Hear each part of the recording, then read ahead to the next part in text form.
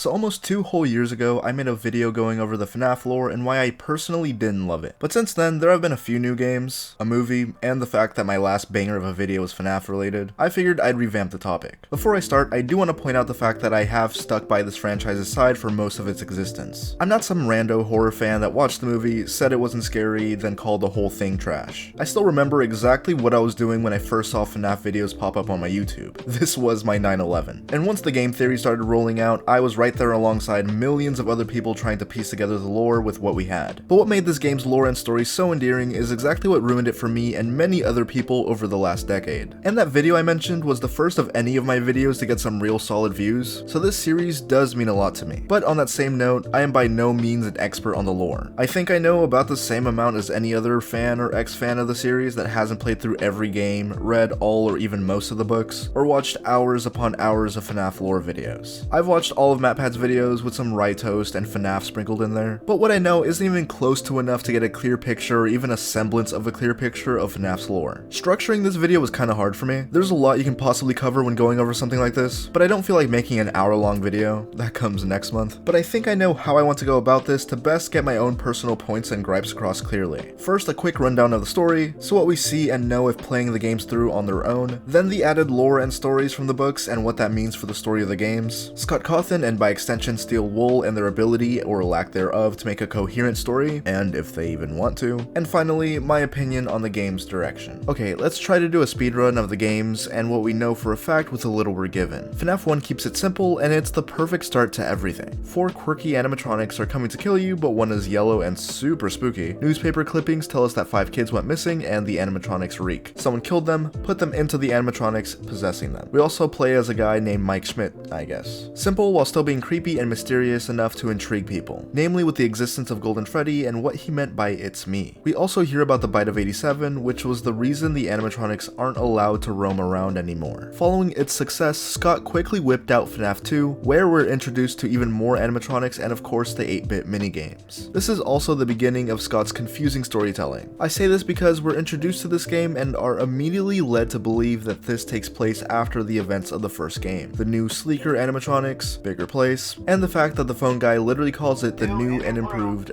Freddy Fazbear's Pizza, along with the withered animatronics which look like the broken down versions of Fnaf 1, at least until we get our paycheck at the end of the game. Do let me say that I don't believe this is a problem in itself. It opens up the world of Fnaf, now confirming at least 3 locations over the course of however many years. Do I think it was necessary at the time? Well, no, especially considering just how open the world becomes later on. As for lore, we're introduced to the purple guy, the murderer, as well as the puppet who we see is the one that gave life to the dead kids, and stuffed them into the animatronics itself. We do see Golden Freddy again, still ghostly and whatnot, and through messages from the phone guy, we know that the killer wore a yellow suit to lure and kill the kids possessing the animatronics. Game 3 was the final showdown between the game's protagonist and the main villain of the series, Springtrap. The 8-bit minigames show us how the purple guy dismantled each animatronic, believing that this would more or less kill the haunted robots, only to realize that he freed the spirits and was cornered by them. He jumped into his murder attire, but as foreshadowed by the phone guy earlier in that game, he spring-locked and dies. In the present day, you survive the nights, then burn the place down, and you win. I think this is the perfect trilogy, both gameplay-wise and lore-wise. Haunted animatronics are set up in the first game, the killer is shown to us in game 2, as well as how the animatronics came to be haunted, and the third game shows us what came of the killer as we survive these nights against him and burned the place down. I give the series, even the early games, a lot of shit to this day, obviously, but honestly, I think the story that was told was enough on its own. I feel like we as a community read into everything Fnaf had to offer from the get-go, from what was the Bite of 87, and who did it, and who is the victim, and who is the phone guy, or the purple guy, and even who are we playing as, and why do they keep coming back to a place where haunted robots are coming to kill us? Valid questions, but they weren't necessary to the story being told. I feel like right here, and maybe the next game, is the last time we saw this game's story truly stand on its own 2 legs. Who was the phone guy?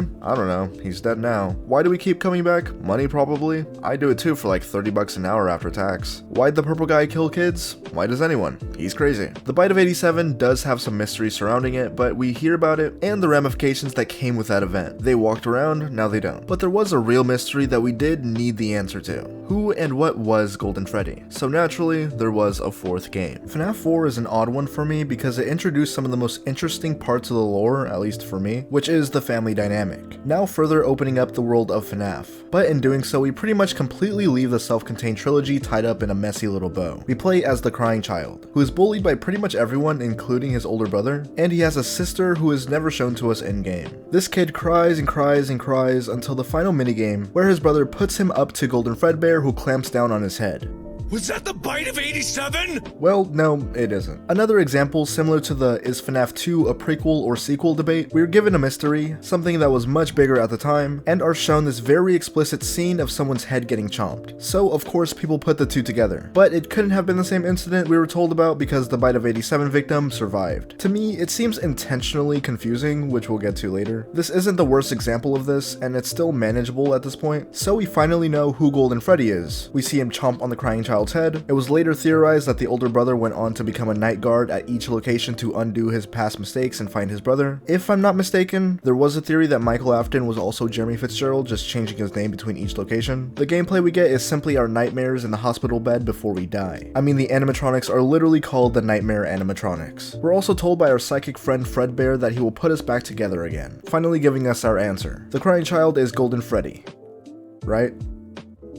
Right? Well, it's a safe assumption for now. And here we're introduced to the most egregious example of Scott's incompetency when creating his stories. That stupid ass box. Spoilers, we don't know what's in it. Scott created this box not knowing for certain what was in it, admitted to changing its contents over the years, and then flat out said he doesn't know. This section isn't about Scott, so we'll move on. FNAF's sister location came out over a year after FNAF 4, the longest period between games up until this point. And yes, I'm ignoring FNAF World. I didn't hate it story-wise. We play as Michael Afton, the killer's son, and the bully who stuffed his brother's head into an animatronic, killing him. We learn that he also has a sister who was killed by her father's creation, Circus Baby, now possessing the robot herself. This game reveals the name of the killer, William Afton, which was already told to us in the Silver Eyes books, but not canon or whatever. We learn that William created these kid capturing machines to, you guessed it, capture kids. It was shut down immediately upon his daughter Elizabeth's death. Michael goes underground, does what his father asked him to do, then gets his insides scooped out and replaced by an amalgamation of all the fun times who use him as a bodysuit. They leave when his body decays, and Michael either straight up survives somehow, or possesses his own body like his father before him. He says he'll come find his father who actually survived Fazbear Fright's burning down, and the game ends. This game adds a layer of complicatedness that the rest of the series follows. William Afton is now more of a character than before, which is fine and even a good thing on its own if fleshed out and done right, but it isn't. There was a simplicity up until this point, where the mystery was intriguing but didn't clash with one's enjoyment of the story at hand. The exact who and whys weren't necessary for the story. Now that we have named characters with decades of in-universe lore at this point, I feel like we should have been given things more concretely. From here on out, we're given more and more, most of which doesn't answer questions from the past, but only adds more questions. I'll compare it to another huge franchise, Saw, which in my opinion did something similar. I feel like the first two movies are pretty self-sufficient. We're given a story, and then the second one gives new context surrounding it. But as each new movie came out, we were given more and more backstory and lore that dilutes what would have been otherwise a potent story. Amanda Young was Kramer's apprentice. Oh wait, but Mark Hoffman was the first. Then the stuff with his wife and recontextualizing the first movie with Lawrence Gordon, and finally introducing Logan Nelson as the first actual apprentice, and that's just too much. Too many twists and turns that come from just adding onto an already great story for the sake of awe. And that's pretty much how I feel about FNAF in general. Starting with sister location. Why is William capturing kids? Where does Elizabeth's death fit in the timeline? Are the fun times haunted? This also introduces Remnant to the franchise, which puts a science behind possession in FNAF, which is, cool, I guess. FNAF Pizza Simulator did some good for the franchise. We play as a new owner of a Freddy Fazbear's Pizza, where we have to salvage every animatronic that appears outside. We survive each night, do tycoon stuff during the day, then finally the man who's been instructing us throughout this entire thing drops the hardest speech of all time. And everyone in the building, the man, the player, and the animatronics burn and the game ends. The man puppeteering this whole thing is Henry Emily, William Afton's old business partner and friend. We can assume that the player is Michael Afton, solely from Henry's line implying that this person is exactly where they want to be. It gives us more insight into the past events like Henry's daughter Charlie possessing the puppet, or how Susie, who most likely possesses Chica, was lured away by William. But we don't get names here for Henry or Michael or whatever, so this isn't exactly what we'd get from just playing the games, but whatever. A big problem I have with this game is the Midnight Motorist minigame, where you play as a mustard man who stops at a place called Junior's but is turned away at the door, goes home to where someone's sitting on the couch and his son locks the door to his room and sneaks out through the broken window. This whole thing is called Later That Night, so for a game that wraps things up pretty neatly, more or less, this throws a huge wrench into that idea. Scott just can't help himself, I guess. There's been a lot of theories surrounding the minigame, ranging from this being some abusive random's home whose child was abducted by an animatronic, to this being William Afton's house and the couch person is either Michael or Mrs. Afton, and the runaway is either the crying child or Michael, the latters being the most agreed upon. The thing is that at this point of the series, William has always been portrayed as some shade of purple. He was literally the purple guy. So this being old Bill is intentionally confusing. Like yes, this could be his rabbit persona and that's why he's yellow, but aside from the Susie cutscene where he's at least in costume, we have never seen this man's sprite as anything other than purple, and defending this and saying it's anything other than him being confusing is completely disingenuous, in my opinion. All in all though, it's a pretty solid send-off for the series. Ultimate Custom Night, despite being a simple Night 7 type of game on the surface, is actually William's purgatory, finally killed off and in his own personal hell forever, tormented by most animatronics throughout the series. Live or die, he has to repeat it forever and ever. A fitting end for someone who forced who knows how many children to be trapped inside of animatronics for who knows how long. My main gripe with this is the culprit for William's limbo. As people found out through the logbook, it's some random kid, Cassidy. Cassidy was the 5th to die in the original Missing Kids incident, who then went on to possess Golden Freddy. My problem here is that Cassidy is such a nothing character up until this point. The one William shouldn't have killed. Charlie or the crying child would have worked just fine, but those characters don't seem to be actively angry or vengeful, but still would have been better choices. Michael, however, was right there, angry after everything his dad put him through, dissatisfied with not being the sole orchestrator of his demise, leaving him in this endless loop. But from Help Wanted to Secret of the Mimic, the game's turned into something else. Holy, that took a while. But here we are at part 2. So in between Fnaf 4 and Sister Location, Scott released the Silver Eyes book, which was meant to be taken as its own story, kinda sorta parallel to the games, like an Elseworld comic, not necessarily canon to the games. But it's here in these novels where we learn some of those important details of the entire franchise, specifically character names like William Afton or Henry and Charlie Emily. The Fazbear Frights novels follow a similar rule of not having anything to do with the main game story, but were still looked into for answers, like how the Stitch Wraith was possessed by 2 boys, Jake and Andrew, one ready to move on while the other held on to his pain and agony. This translates to Golden Freddy himself, Jake being a stand-in for the crying child, and Andrew being the placeholder for Cassidy. And even this isn't completely agreed upon since the bite victim didn't even die immediately, but rather in a hospital bed, which would make it pretty hard to possess Golden Freddy. But there was the whole I will put you back together thing. So the books aren't canon and shouldn't be looked at for answers, but there are parallels that can kinda sorta help solve things from the main story, but not really because nothing's one-to-one. Also, the fact that there's a shit ton of silly stories that mean absolutely nothing and are a bit too silly for my liking. I will say that the week before was an outlier here, since it does give us context to an early mystery and is canon to the games. If only we had more of this and less time-traveling ball pits, but I did enjoy Into the Pit. But onto my third point, Scott's writing in general. Look, bottom line, the theories launched this game into where it is today. The gameplay and atmosphere were great and they very well could have carried it to success, but finding out the lore was what got us here. I hope that isn't a hot take, I doubt that it is. Spending hours and hours binge watching Matt Pat's game theories, reading pages of forums from people dissecting every piece of what these games had to offer. Fnaf was Scott Cawthon's Hail Mary for a semi-successful video game and he got it. This was the equivalent of mining for iron and finding a cave of netherite blocks. Scott knew all of this, so he completely leaned into it, keeping the story vague just to keep people coming back. He also admits to purposefully throwing off Matthew Pathy when he felt he was too close to the right answers. Which, let me not be too critical for a moment, I get it. From a money standpoint, this keeps the game alive. He said this, he knows this. I'd milk the shit out of anything if it meant generational wealth, but from an objective storytelling standpoint, it's not good.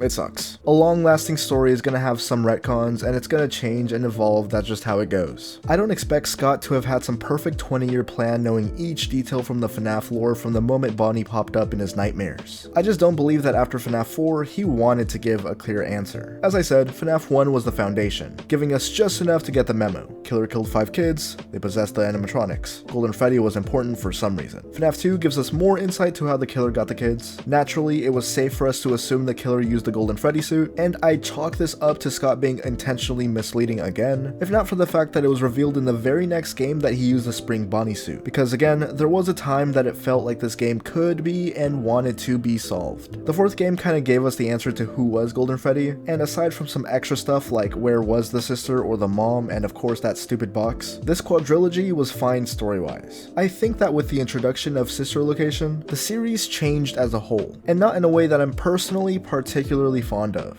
William, who just now becomes a named character, mind you, loses his mystery and part of his fear factor in exchange for his mad scientist showman thing. We have to assume that sister location takes place between the FNAF 3 minigames. Okay, there's just a lot of assumptions and what ifs, and things just aren't explained here. We know Remnant is whatever physical object, metal for the most part, infused with the soul of a living thing. So maybe William extracted some from the broken down animatronics to build the new Funtimes. Ennard's existence has to prove that these guys aren't just normal robots. Did the Funtimes ever actually capture kids? Do we follow the same 7 kids throughout the entire series? Or are there multiple missing kids? Could the toy animatronics be made in a similar fashion like the Funtimes? Or are they really just malfunctioning robots? This also isn't explained well or at all and isn't agreed upon. Is every detail necessary to get the grand idea? No. But while it was easy to write off in the very beginning, it gets to a point. I'll compare it to a game I just finished the other day, Silent Hill 2. And no, I'm not directly comparing what started as an indie game to one of the most successful horror games literally ever. But Silent Hill 2 has been out for longer than I've been alive, and there are still theories and details that are hotly debated. How long has Mary really been dead? Is Laura real or just part of Silent Hill? Is James stuck in a time/death loop? The game is mysterious enough to keep people thinking even after decades of the original game's release. But these details do add to the intrigue of the deeper layers of the story without being frustrating. The ending is still satisfying no matter what exact ending you run with. Whether James killed his wife 3 years ago, or a week ago, or right before the events of the game doesn't change the way we perceive the game's entirety. James is still here searching for his wife, and the town is James' manifestation of the guilt he feels but repressed. FNAF's mysteries don't do that. Finding out why other characters are in Silent Hill like Angela or Eddie, even when it isn't explicitly shown to us, allows us to confidently fill in any blanks and come to any reasonable conclusion. It's satisfying. FNAF's characters and motivations don't do that. Why did William start killing kids? We still don't know who was the first victim, which seems like whatever at first, but depending on who it is, completely changes why William did it. Was it his son? His daughter? Charlie? Susie? And with as much theory crafting as there is in this community, you'd think someone would come to a pretty solid conclusion, but there isn't one, because you can't. There's pretty conflicting evidence for each victim, and don't get me started on a timeline. Again, it's not possible. I don't think that details were added with a cohesive timeline in mind. It was just add more and add more. Like, what did William tell Michael to do exactly? Is or was Michael ever on his dad's side, even as a reluctant follower? You can't answer every or even half of the mysteries the series has to offer without coming to contradictory points, or having to make some pretty bold assumptions without having much else to go off of. Like, I love game theory, but even MatPat's final theory ended with him saying that Mrs. Afton was the big bad behind the newer games, despite that making her like 100 years old. Just people trying to find 2 loose ends and knotting them together because why not? They don't fit anywhere else. But speaking of the newer games, this leads me to my final point and my main reason for not loving the lore, especially the newer stuff. And that is the direction the series is taking. I'll be straight up here, it's not scary. I know it's up for debate whether or not the series was ever scary or mature or whatever, but take the first 4 games and compare them to something like Security Breach. The first game had atmosphere. Even if the enemies weren't these traditionally scary monsters that we do see in other true to form horror games, the animatronics were creepy. They had this uncanny valley to them that real life animatronics or dolls have. The restaurant was dingy and gross. The office was claustrophobic. The animatronics were friendly enough to make sense in universe, but made unnatural noises and movements. The weird wheezing and breathing were perfect additions to the first game that I don't remember being in any of the games after. The second game is a bit of an outlier here considering the toy animatronics aren't even remotely scary, but I do feel like it's made up for with the withered animatronics who only upped the creep factor on the originals with their broken down bodies. Add the creepy ass puppet into the mix, as well as an open office space without doors, making you feel constantly exposed, and we have another solid horror game. FNAF 3 takes place in a horror attraction, and it's the first game to face us off with a genuinely evil antagonist. Also, Springtrap's original design is one of my all-time favorite character designs, period, like in all of fiction. And of course, FNAF 4 was made to be the scariest of the series. Giant, nightmarish versions of the animatronics with big teeth everywhere, as well as the game forcing you to get up close and personal with the guys, as we listen for breathing while we stare into the dark hallway, and the animatronics animatronics slinking away when we flash the light on them down the hall.